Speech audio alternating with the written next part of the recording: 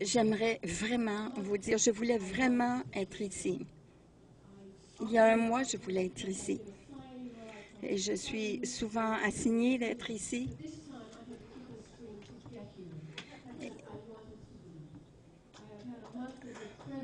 J'ai eu un mois incroyable, très occupé, et j'ai été épuisée.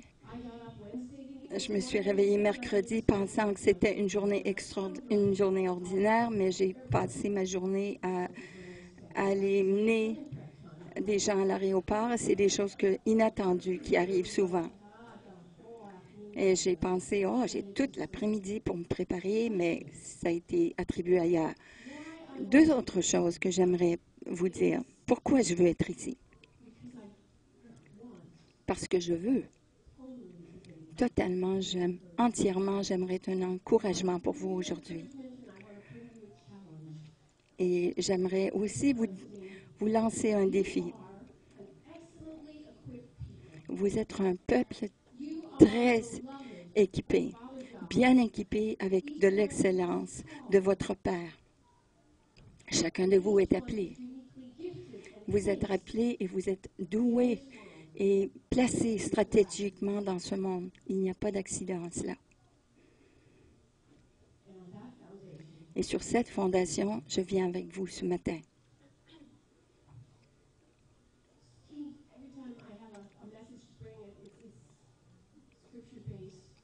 Chaque fois que j'ai un message, c'est basé sur les Écritures. Et nous regardons dans les Écritures ce que Jésus a fait. Il a fait des choses extraordinaires, des choses qui ont causé que les gens soient remués. Et il déclarait des choses et les yeux et les oreilles ouvraient et les yeux ouvraient. Il ne guérissait pas seulement les cœurs brisés, mais les corps brisés. Et en plus de cela, il réveillait les morts.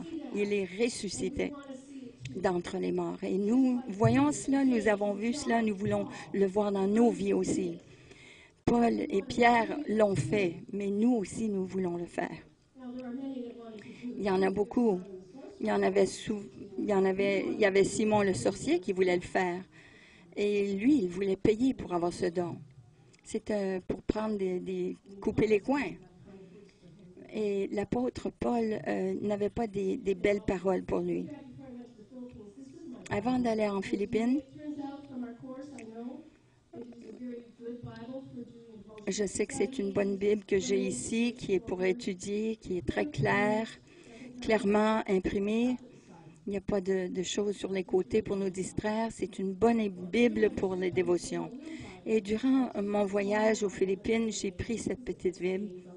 On m'avait donné une petite Bible et j'ai pris cette Bible et je l'ai utilisée aux Philippines et je l'ai laissée là-bas, qui était merveilleux, que j'ai pu semer dans la vie d'un autre. Mais lorsque je suis revenue, mon mari a remarqué qu'il me manquait ma petite Bible. Alors, il a bien pensé à moi et il m'en a acheté une autre. Et j'aimerais vous montrer quelque chose que j'ai trouvé dans les évangiles. C'est une Bible, c'est une petite évangile avec des lettres rouges. J'ai jamais compris la façon spéciale des petites lettres rouges, mais l'autre jour, je lisais ceci. Les lettres rouges, Matthieu, on commence Matthieu. Il y a des choses de ce qui est arrivé au début et les choses que Jésus a dit. Et ce que Jésus a dit, ce qu'il a dit, ce qu'il a dit, ce qu'il a dit. Ce qu'il a dit, ce qu'il a dit. Ce qu'il a dit, ce qu'il a dit. Ce qu'il a fait, ce qu'il a dit, ce qu'il a dit. Ce qu'il a dit, plutôt dit, il a dit beaucoup de choses, il a dit encore beaucoup de choses. Il a dit toute une page, c'est très solide. Oui, il a dit beaucoup de choses et plus de choses encore. Et voilà le dernier chapitre de ce qu'il a fait. Ça, c'est le livre de Matthieu. Jésus a dit beaucoup de choses. Et combien de ces choses retenons-nous? Qu'est-ce qui captive notre attention? On veut faire ce qu'il nous demande, ce qu'il dit. Il a dit beaucoup de choses.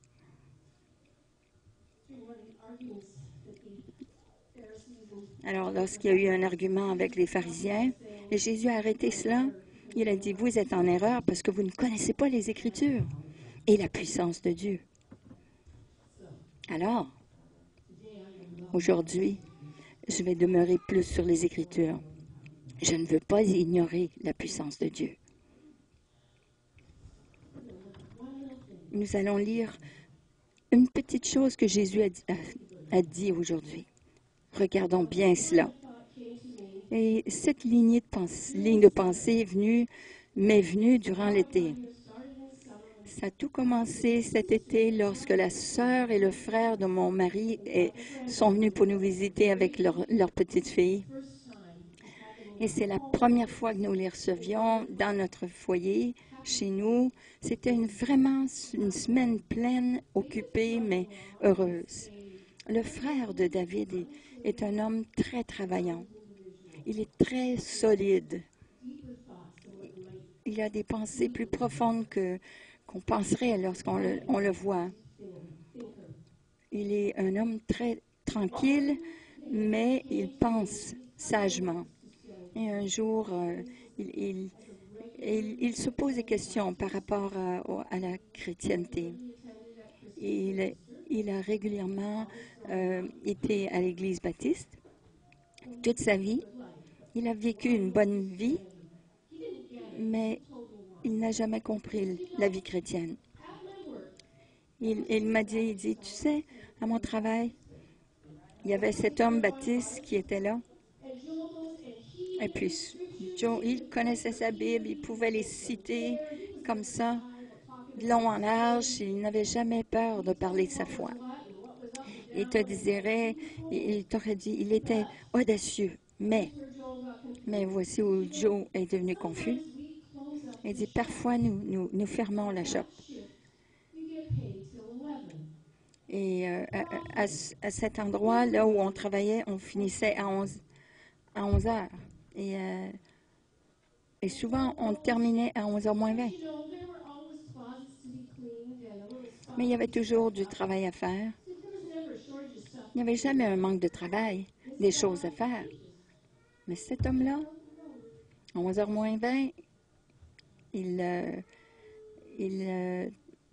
tapait l'horloge et puis là, il s'en allait.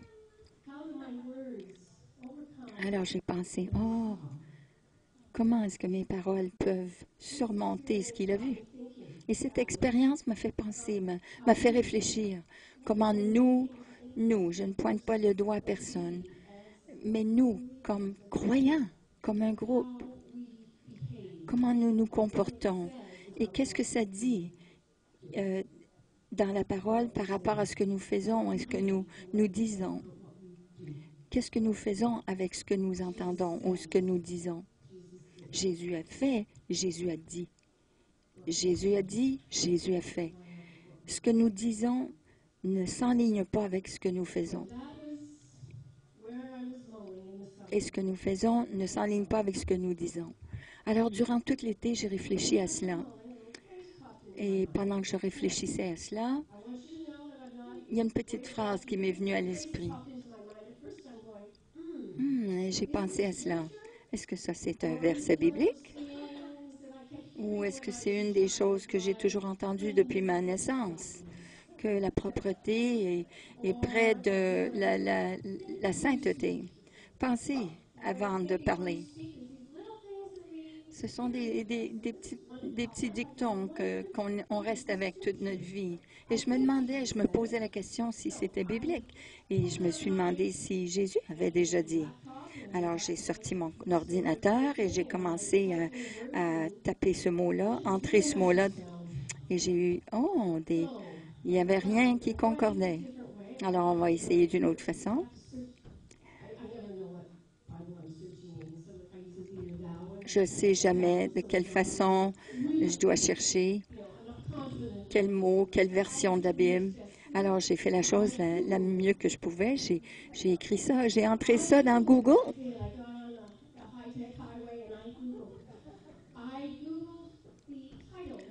Et j'ai trouvé ce titre. Et c'est là la règle d'or. C'est quoi la règle d'or? Est-ce qu'on la sait? Mes techniciens, est-ce qu'ils sont là?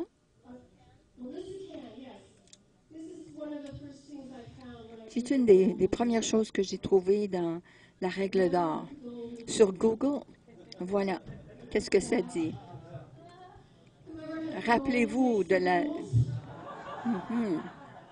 Celui qui invente la règle, c'est lui qui l'a fait. Alors, qu'est-ce que c'est?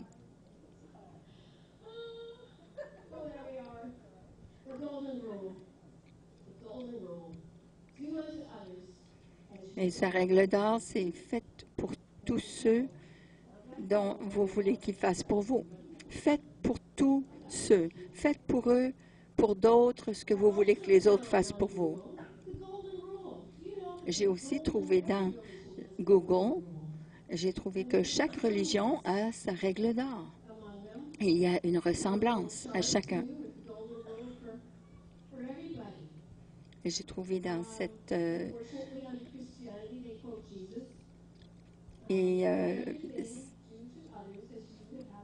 et dans la vie chrétienne, ça cite les paroles de Jésus qui dit « En toute chose », Matthieu 7, ça dit « Faites pour les autres tout ce que vous voulez qu'ils fassent pour vous ». Dans la religion judaïque, il ne cite pas les Écritures, mais il dit ceci. Ce qui est méprisant pour vous, ne faites pas pour les autres. Ne faites pas envers les autres. Le bouddhisme. Traitez pas les autres d'une façon que vous trouveriez ferait du tort.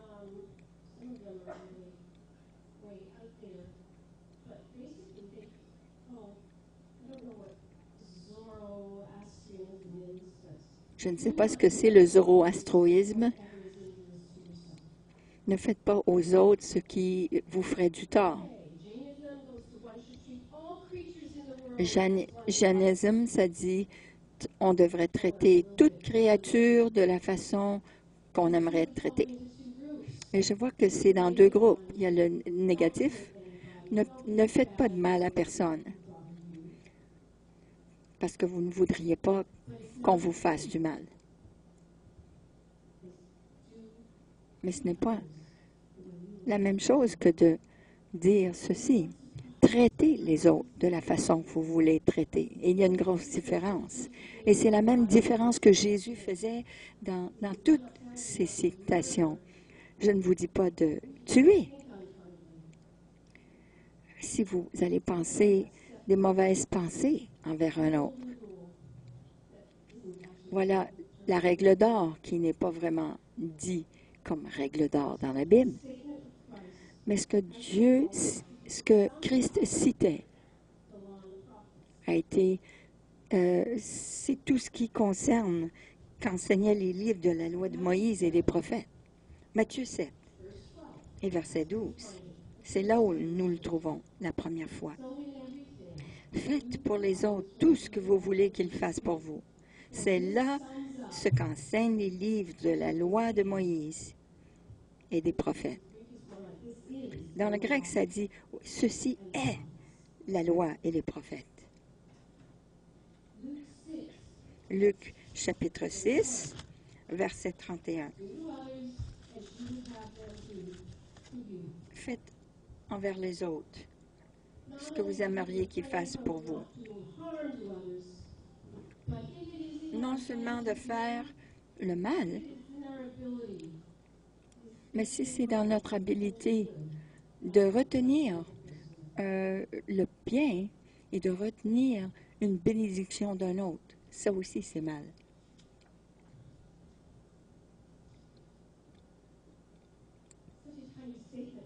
C'est une petite phrase et j'ai commencé à me demander, mais comment est-ce qu'on reçoit ce genre de paroles dans le milieu de tout ce que Jésus dit? Alors, on va continuer de regarder dans Matthieu 7 et cette citation que Jésus a faite dans un passage qui parle des béatitudes, le sermon sur la montagne, Matthieu 7. Et si nous commençons au début de ce chapitre, qui est le début de son discours, ça dit « Ne jugez pas, sinon vous serez jugés, vous aussi. Avec la mesure dont vous mesurez, ça vous sera mesuré. » Alors, il commence et continue à parler du brin de paille dans l'œil de ton frère et la poutre qui est dans mon œil. Et là, il parle de demander, de chercher, de cogner la porte, frapper à la porte. Il parle aussi, il écrit des pères qui donnent des bons cadeaux à leurs enfants qui leur demandent. Alors, il dit de la même façon, faites envers les autres ce que vous aimeriez qu'ils fassent pour vous. Mais il dit encore, plus tard, en Luc, comme j'ai vu dans les commentaires, ils auraient pu être dits en plusieurs endroits, parce que le contexte est différent. Il parle de bénir ceux qui vous maudissent, d'aimer nos ennemis, donner à ceux qui demandent. Et c'est sur un discours de l'amour, d'aimer son ennemi. Et finalement, ça parle de juger, ne pas juger. Et le commentateur mentionne que Jésus aurait pu le dire à plusieurs reprises.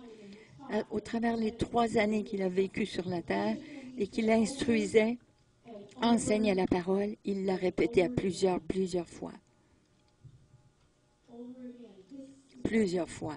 C'est ce qui était important pour lui. Et c'est ce qu'il voulait qu'on comprenne, qu'on saisisse.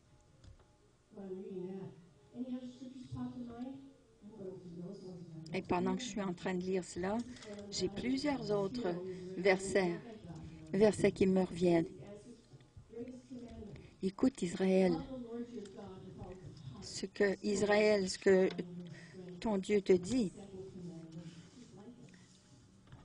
Aime Dieu de toutes tes forces, de tout ton cœur, toutes tes forces, toute ton âme, toute ta pensée. Et aimer son prochain comme soi-même. Voilà ce que Jésus enseignait. Et ceci m'a donné vraiment un tremplin. La question, quelle est la façon qu'on doit traiter son prochain? Un des commentaires que j'ai eu sur Google,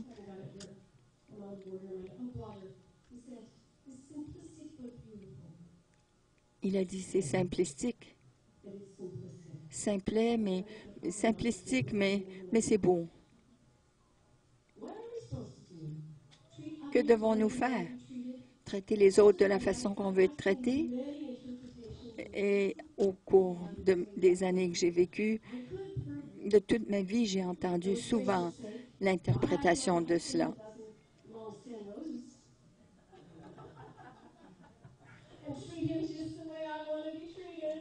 Je pourrais faire ça avec mon mari, lui donner des belles roses et m'attendre pensant que lui va le faire de même envers moi. Donner aux autres exactement ce que nous, on veut. C'est peut-être un bon message à passer que j'aimerais qu'il fasse ça pour moi. Ça, c'est de la manipulation. Ou bien où je vais exiger. Regarde, c'est l'Écriture, c'est dans la Bible. Ça dit, tu dois me traiter la façon que tu veux être traité. Alors, oui, je veux avoir du respect.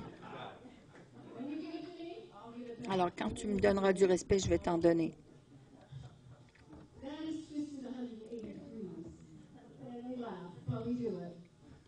Et on rit de cela, mais on le fait. J'exige qu'on me traite correctement avant que je fasse quelque chose pour toi. Ah oui, je suis tough. Je suis capable de te le donner, moi, de la même façon que tu me le donnes. Et ce n'est pas comme ça non plus qu'on veut être traité. Et j'ai vu des gens qui sont très tough, qui sont très durs et qui sont les premiers à pleurer lorsque leurs émotions, leurs sentiments sont frappés, qui touchent personnellement. Et c'est drôle comment on a été créé. On est créatif. On peut trouver toutes sortes d'excuses et des stratégies pour éviter de faire les choses qui sont difficiles. Parce que ça doit être quelque chose de très difficile, ce précepte que Dieu nous demande d'appliquer dans notre vie. N'est-ce pas? Alors, celui qui a appelé ça simplistique, ce n'est pas... C'est beau, oui, c'est beau, mais ce n'est pas simplistique.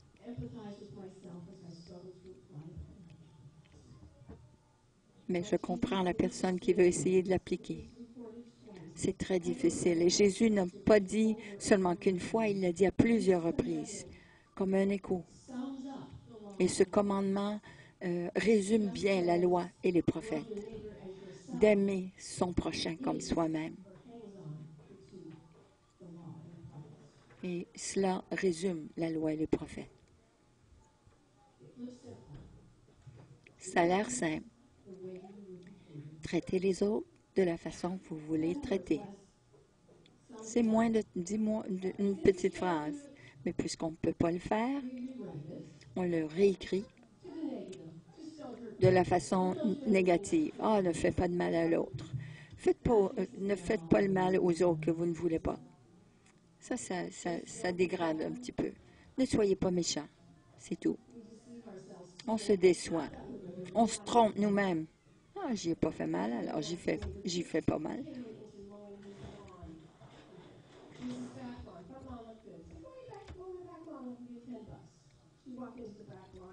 Puis là, Kaylee, elle a été invitée à passer la tondeuse.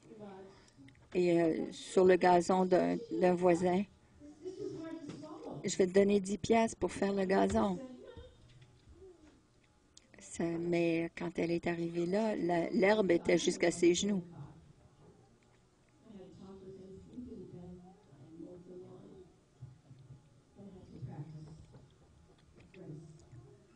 J'ai dû appliquer la grâce envers mon voisin.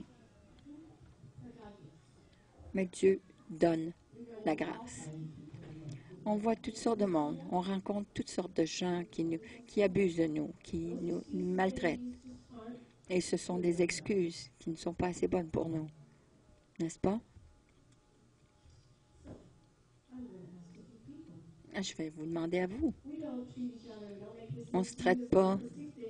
On ne fait pas ça si simple de donner les roses si on veut recevoir des roses, mais on va regarder les principes. De quelle façon vous voulez traiter? Heidi, je veux qu'on soit juste avec moi, elle dit. Oui.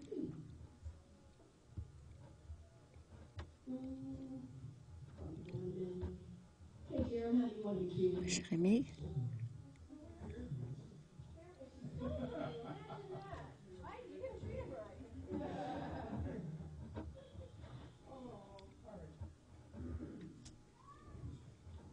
Avec respect.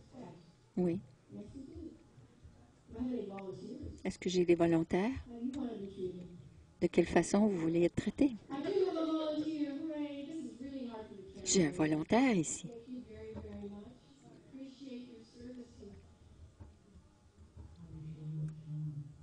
Je veux qu'on me traite avec gentillesse. Moi aussi, gentillesse était sur le haut de ma liste, en premier. La gentillesse est très importante envers la moitié du monde. Au moins la moitié du monde. Ces hommes, ils se cachent. Marc, je veux qu'on soit doux avec moi. Je suis très sensible.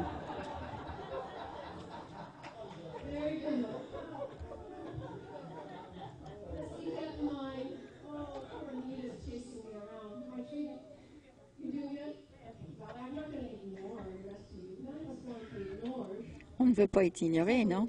Alors, je vais aller à l'autre bord de la pièce. De quelle façon tu veux être traité? Oui, je veux qu'on me respecte.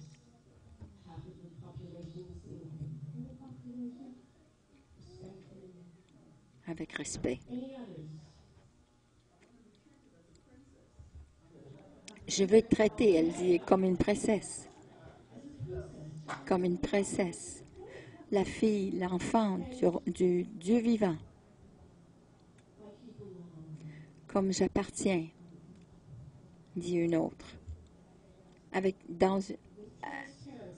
transparence, je veux que les gens soient honnêtes avec moi, elle dit. Je ne veux pas avoir à vivre des jeux, jouer des jeux avec les gens.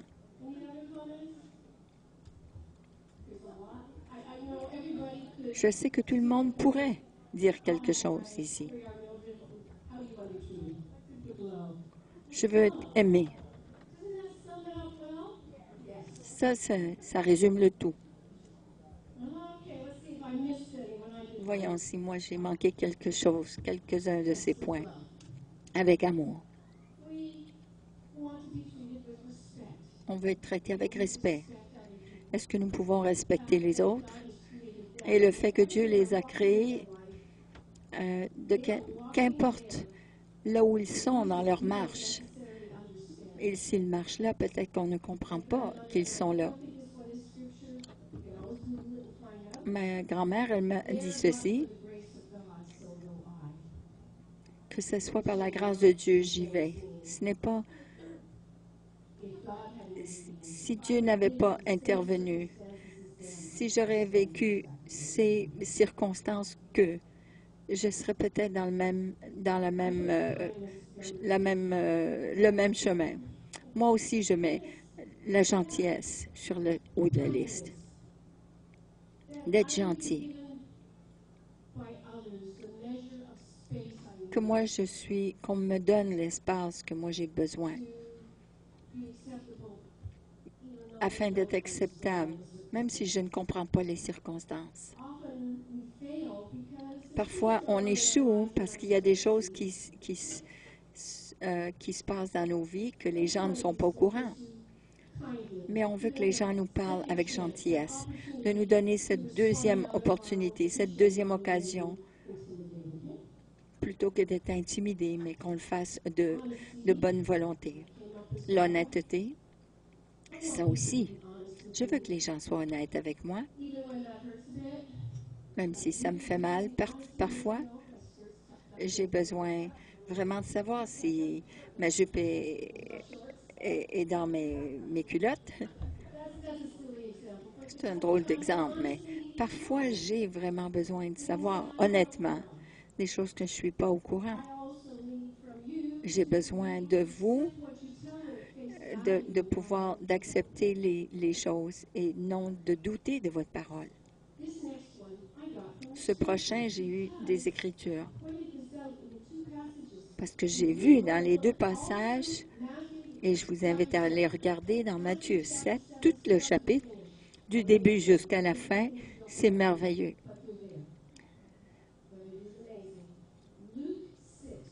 Luc 6, il y a aussi beaucoup que j'ai retenu de ce chapitre. Et les deux chapitres disent « Ne jugez pas, et vous ne serez pas jugés ». Qu'est-ce que c'est le jugement? De quoi parle-t-il dans ce passage? Et qu'est-ce que ça veut dire de juger quelqu'un? Critiquer? Accuser? Assumer.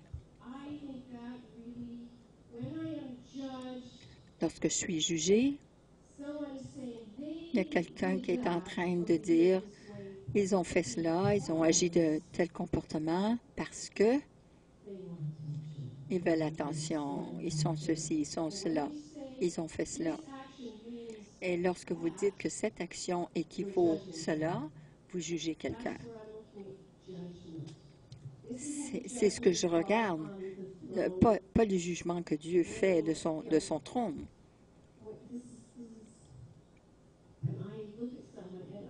C'est lorsque je vois quelqu'un et je dis « Ah, ils font ceci parce qu'ils ne m'aiment pas. » spécialement lorsque je conduis la voiture.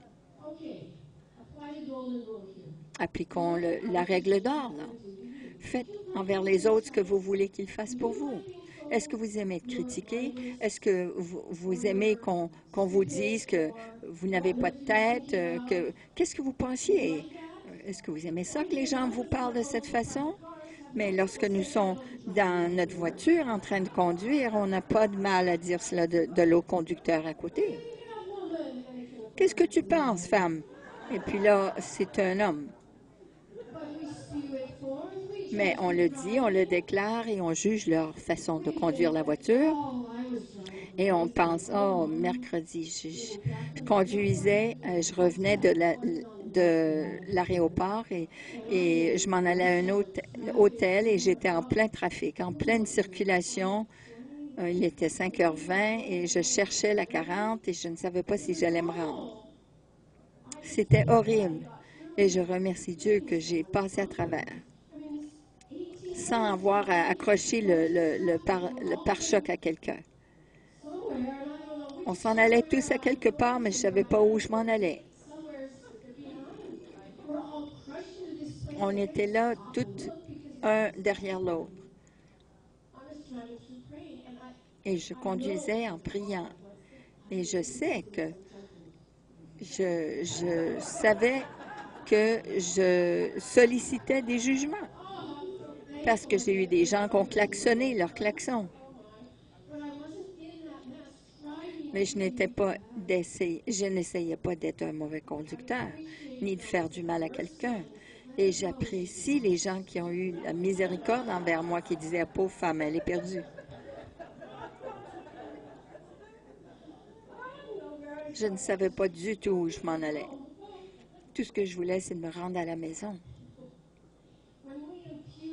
Mais lorsqu'on impute des motifs aux actions des autres, et puis par la suite, on commence à les connaître et on apprend à les connaître et à vraiment comprendre leurs motifs. Il ne faut pas sauter à des conclusions. Parce que 9 fois sur 10, on est vraiment en erreur. Une des choses que j'ai fait lorsque j'étais plus jeune, c'est d'essayer de trouver toutes sortes de scénarios, des raisons pour les actions des autres. Il y avait une personne en particulier, il y avait tout le monde qui rentrait, on leur demandait d'enlever leurs chaussures. J'étais pas celle à la porte, mais j'étais celle qui supervisait les autres. Et je regardais cette femme à la porte, et cet homme qui est arrivé à la porte ne voulait pas enlever ses chaussures, qu'importe ce qu'elle disait. Puis là, elle disait un paquet de choses. Elle disait, il ne veut pas faire ceci. Pourquoi? Puis là, j'ai pensé, pourquoi tout se déranger? Pourquoi est-ce qu'il n'enlèverait pas ses chaussures? Et j'essayais de penser à toutes les raisons pourquoi il n'enlèverait pas ses chaussures. Ça aurait pu être parce qu'il n'avait pas d'orteil, peut-être. Peut-être il y avait un orteil qui lui manquait. Il ne voulait pas enlever ses chaussures à cause de cela.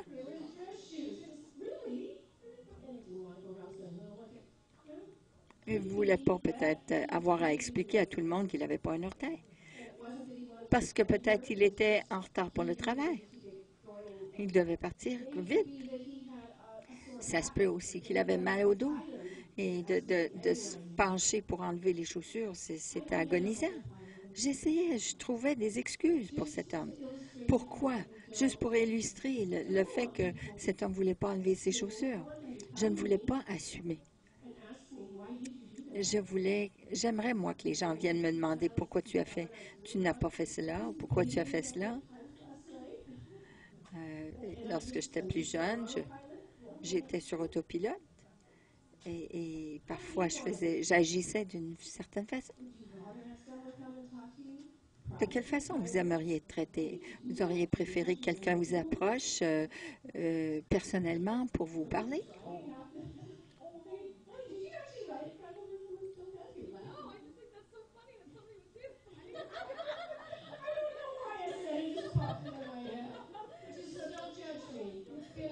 Alors, ne me jugez pas parce que je viens de penser à cette idée. Ça a été une semaine incroyable pour moi, et très occupée. mais c'est dans les Écritures. Ne jugez pas. Il y a beaucoup plus encore. Et ce sermon, c'est vraiment la façon que j'étudie ma parole. Lorsque je fais mon dévotionnel, mon temps avec le Seigneur le matin, j'ai commencé un petit peu en faisant, je lisais, et puis par la suite, je lisais le contexte et j'ai commencé à faire des recherches.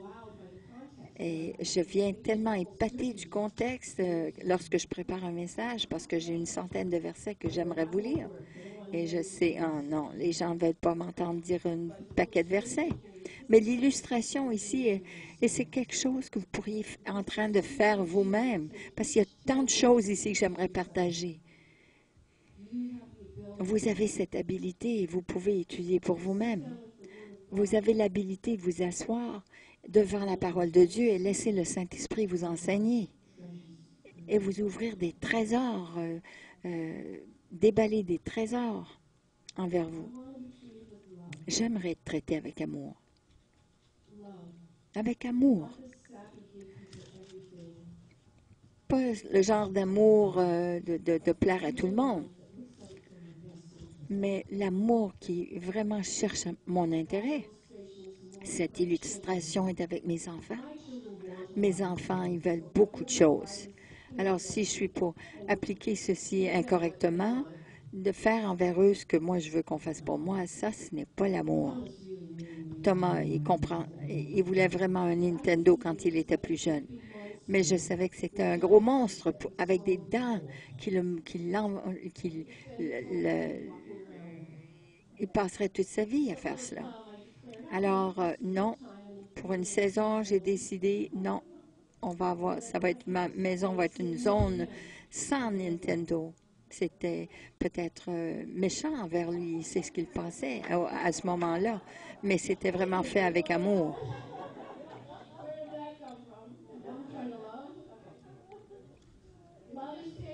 L'amour est patient, gentil, ne se vante pas, n'est pas envieux, n'est pas méchant, pointilleux, offensé. Je veux être traité comme un individu unique. Une personne unique. Je suis uniquement moi.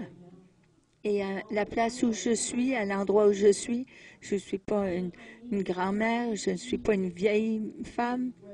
Je suis là où je suis. Et si je veux que les gens me traitent, moi, de la façon que je veux, il va falloir que j'ouvre mes yeux pour voir la personne avec qui j'interagis.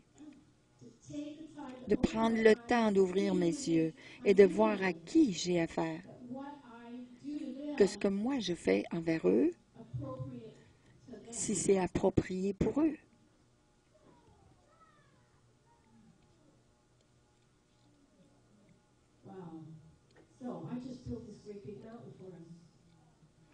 Alors, j'ai bâti une grande montagne, traité chacun comme un individu, avec gentillesse, avec douceur. Et je me pose la question, c'est notre prière, c'est, comme on a dit tout à l'heure, plus de toi dans ma vie, Seigneur.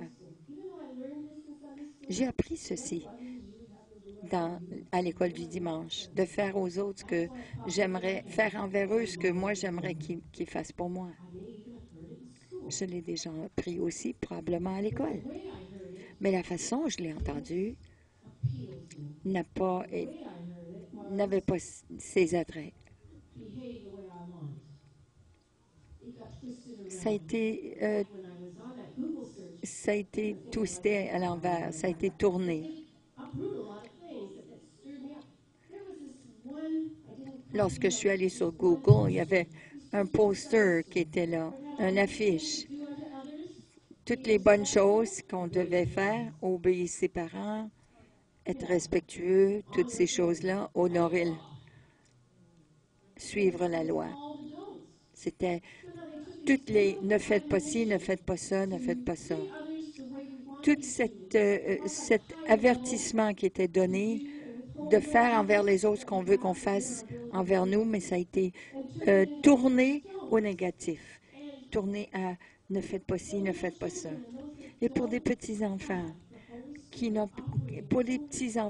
pas pleinement le Saint-Esprit et librement dans leur vie, ça peut devenir une loi.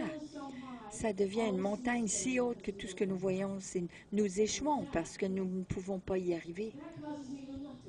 Et là, je suis réticente à vous présenter cela. Mais je sais que vous savez qui vous êtes en Christ. Je sais que vous connaissez, vous savez ce que c'est d'être équipé par le Saint-Esprit pour faire ceci. Au lieu de voir ça comme une structure externe pour accomplir des choses dans notre vie, c'est de faire cela de bon cœur, comme un but. De garder ça devant nous, afin que nous puissions nous céder nos vies par le Saint-Esprit pour servir les autres. Mais cédons, soumettons-nous au Saint-Esprit pour faire ceci. Gardons-le devant nous, que ce soit sur le bout de notre langue, que ce soit aussi dans notre cœur, dans nos prières. Et c'est pour cela que je suis heureuse de vous partager ceci, parce que je sais que je peux vous défier, vous lancer le défi de marcher et d'appliquer la parole. Jésus a dit ces choses parce qu'il a trouvé ça important. Il les a répétées à maintes reprises parce qu'elles sont importantes. Si nous simplement nous faisons les choses,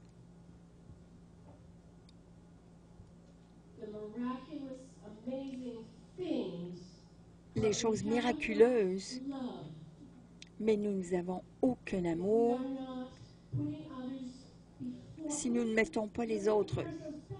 Ça ne veut pas dire de se mettre en arrière, mais c'est de considérer les autres avant nous-mêmes, les traiter, eux, de la façon que nous voulons être traités, démontrer ce que c'est cette vie qui est encore meilleure, la vie du royaume. Alors, toutes ces autres choses, rentrer au travail et de prêcher une tempête et de citer des versets, appeler les gens à se repentir, ne fera rien que de causer la confusion, comme ça a fait pour mon beau-frère Joe. Nous devons faire... Marc, il a un témoignage de ces deux choses. Il est venu me voir. Marc est venu me voir au début du service. Il m'a dit qu'il voulait partager ceci. Alors, j'ai dit oui. Merci. J'aimerais inviter Jones à venir en avant parce qu'il était avec nous hier. Il se cache en arrière, là. Oui, je t'appelle ici, mon frère.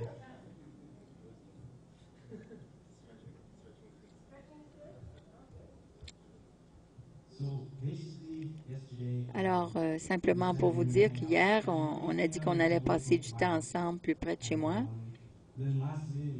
Mais à la dernière minute, on a changé de plan, puis on est allé ailleurs.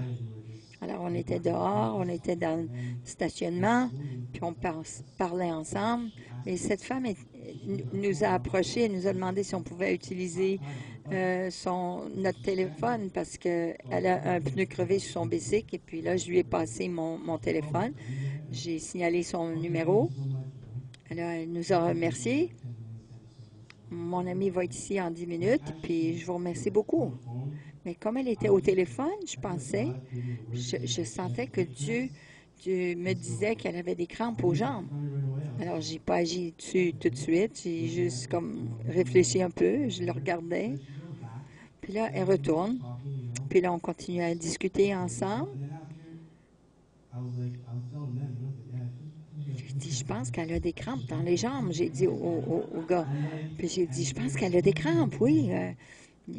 On devrait peut-être quelque chose. Alors, pour quelle que soit la raison, on ne bougeait pas.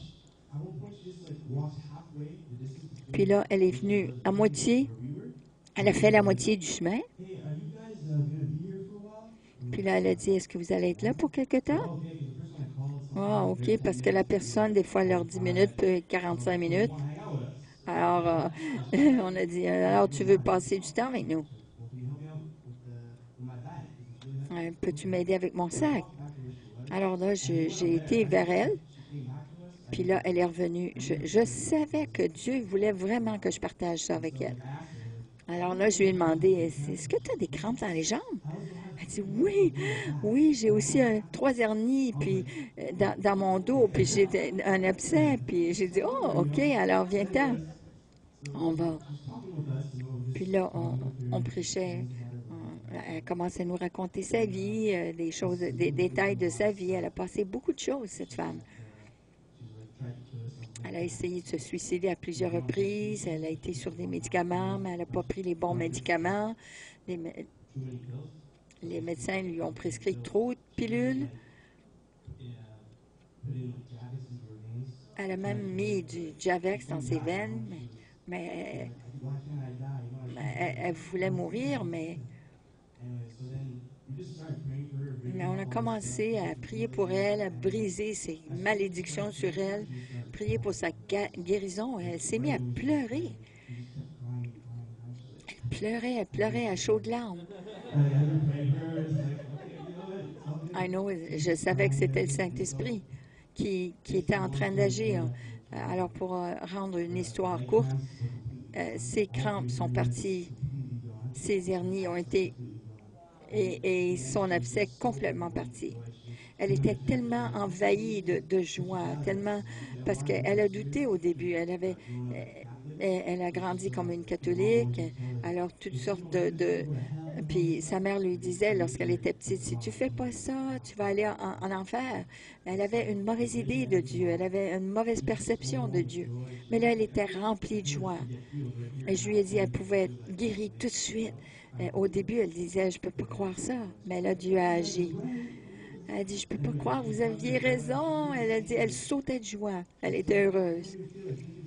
Je me sens pas déprimée. Ah, je vous aime beaucoup. Alors, on l'a invitée à venir à l'église aujourd'hui. Alors, elle a l'insomnie, elle peut pas se lever de bonne heure parce qu'elle a l'insomnie. Alors, on l'a invitée à venir le mardi soir pour la prière. Alors, on espère qu'elle va venir. On veut qu'elle vienne. Alors, mardi, elle vient. Elle a dit oui.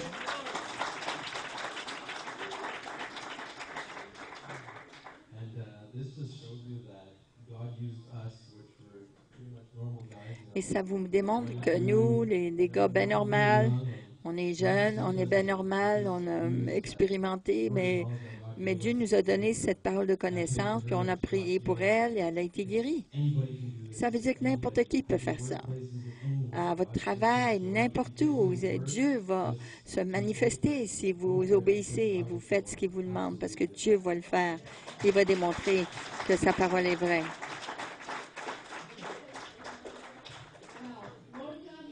Alors, Père éternel, on prie pour cette femme, que toi, tu mettes ta main protectrice sur elle et qu'elle vienne comme elle a promis de venir mardi. Et le travail que tu as débuté en elle sera complètement réalisé, sera complété. Merci, Père. Amen.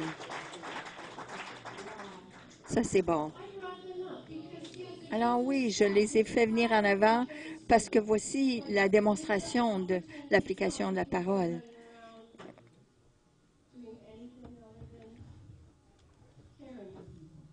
Alors, ce qu'ils font, c'est qu'ils démontrent. Alors, si quelqu'un vient vous demander pour votre téléphone, vous ne pensez pas, ah, mais elle va peut-être le voler, elle va peut-être partir en courant avec. Non, vous faites ce que le Saint-Esprit aurait voulu que vous fassiez. Vous allez faire pour elle ce que vous aimeriez qu'on fasse pour vous. Oui, c'est très important. Vous devez connaître les Écritures et la parole, la puissance de Dieu. Jacques 1 et verset 22 nous dit ceci. Et j'aimerais clôturer avec ceci, en vous lançant un défi. Jacques 1 et verset 22 nous dit ceci. Ne vous faites pas des illusions sur vous-même. en vous contentant d'écouter la parole de Dieu. Mettez-la réellement en pratique. Car celui qui écoute la parole sans la mettre en pratique ressemble à un homme qui se regarde dans le miroir, se voit tel qu'il est. Après s'être regardé, il s'en va, il oublie aussitôt comme il est. En revanche, il y a celui qui examine attentivement la loi parfaite qui nous procure la liberté. Il s'y attache fidèlement, il ne se contente pas de l'écouter pour l'oublier ensuite, mais il la met en pratique. Eh bien, celui-là sera béni dans tout ce qu'il fait. Alors, le défi que nous lançons ce matin, que je vous lance ce matin, en sortant de cet endroit, demandez au Saint-Esprit de vous demander, de vous donner juste un petit morceau, quelque chose que vous pouvez retenir devant vos yeux spirituels. N'oubliant pas ce défi que Dieu nous donne et aussi l'équipement, les ressources que Dieu nous donne afin qu'on accomplisse sa parole. Je veux cela pour vous, je veux cela pour moi. Je le veux parce que là, nous serons bénis dans tout ce que nous faisons. Comme Marc et comme André et Josué et Jones ont été bénis. Ça bâtit leur foi. Et ils sont bénis dans ce qu'ils font. Que nous soyons un peuple qui reflète réellement la parole de Dieu. Je vous inviterai à vous lever.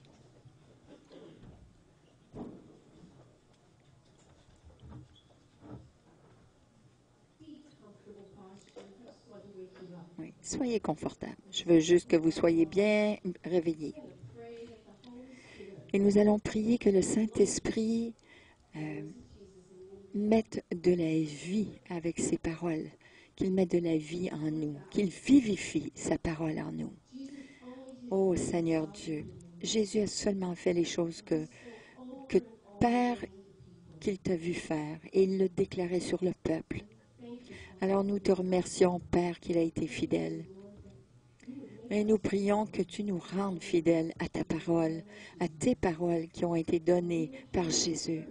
Que nous aurions, Seigneur, que nous ayons le courage de traiter les autres de la façon dont nous voulons être traités, même lorsqu'ils ne nous traitent pas correctement.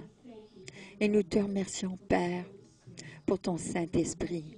Nous t'invitons, Saint-Esprit, de demeurer en nous richement et viens surnaturellement sur nous, Seigneur, et démontre ta puissance. Au nom de Jésus. Amen. Oui, merci, Père. Amen.